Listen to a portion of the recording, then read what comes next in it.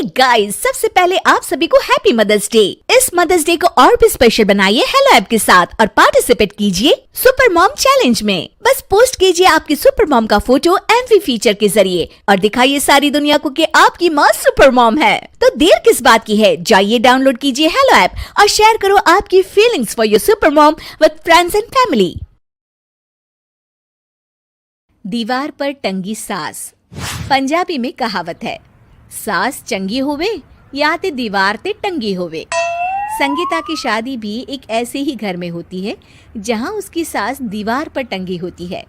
ससुर और पति शादी के पहले दिन उसे सास के फोटो के सामने ले जाते हैं, जहां ससुर जी कहते हैं, बेटा संगीता, ये तुम्हारी सास थी, बहुत नेक और भली, लेकिन थोड़ी गुस्सैल थी। गुस्सा आने पर सब तहस नहस कर देती थी, पर अब ये इस दुनिया में नहीं है।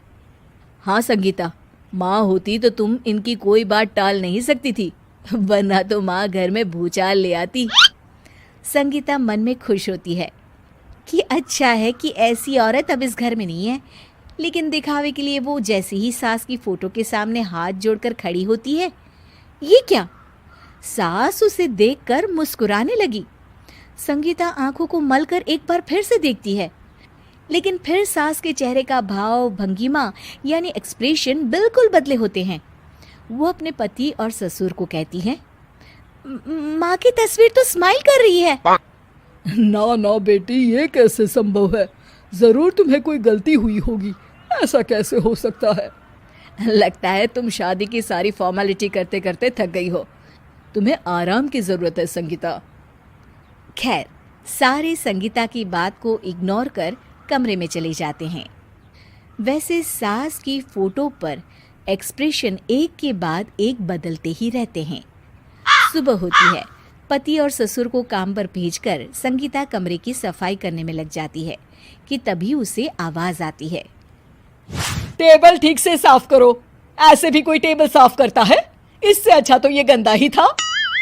किसी औरत की आवाज सुन संगीता दंग रह जाती है और सोचने लगती है कि आवाज कहाँ से आई। आवाज को नजरअंदाज कर वो फिर से अपना काम करना शुरू करती है, लेकिन इस बार तो आवाज बिल्कुल उसके कान के पास से आती है। मेरा घर है ये, जब तक मैं थी चमका कर रखती थी, हर एक चीज शीशे की तरह थी।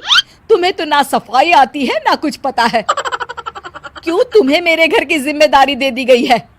पता नहीं तुम में मेरे बेटे को क्या दिखाई दिया। मैं होती तो एक से बढ़कर एक लड़कियों की लाइन लगा देती। अब संगीता को समझने में देर नहीं लगी कि ये आवाज किसी और की नहीं बल्कि उसकी सास की है, जो दीवार पर टंगी है। वो उसके पास जाती है और कहती है, नमस्ते सासू माँ, मुझे तो कल ही लग रहा था कि दीवार में कुछ काला है। वो दीवार नहीं, दाल होती है पगली। सही पकड़े हैं सासू माँ। तो क्या हो गया आपको जो आप यहाँ भी चैन से नहीं बैठी हैं? सुना मैंने आपका व्यवहार काफी गुस्से वाला था। चुप रह तू, ज्यादा बकर बकर ना कर। घर का काम करना तो आता नहीं, आई है मुझसे बहस करने। हाँ देखिए सासू माँ, मैं आपसे साफ साफ कह देती हूँ, मुझसे पंगा लेने की कोशिश मत करिएगा। तभी पीछे से संगीता का पति आता है।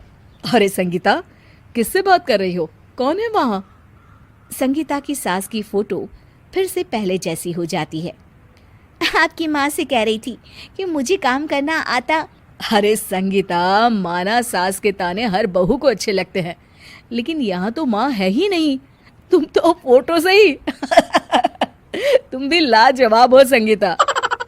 किसी को विश्वास नहीं होता कि संगीता अपनी मरी हुई सास की फोटो से बात करती है।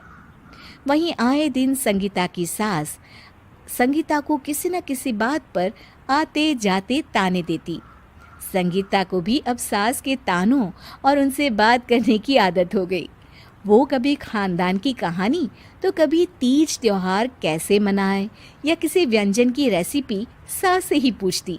सारा दिन घर में अकेली संगीता की सास अब उसके लिए तानों के साथ पक्की साथी की तरह भी रहने लगी थी, जो किसी और को नहीं बल्कि संगीता को ही सुनाई देती।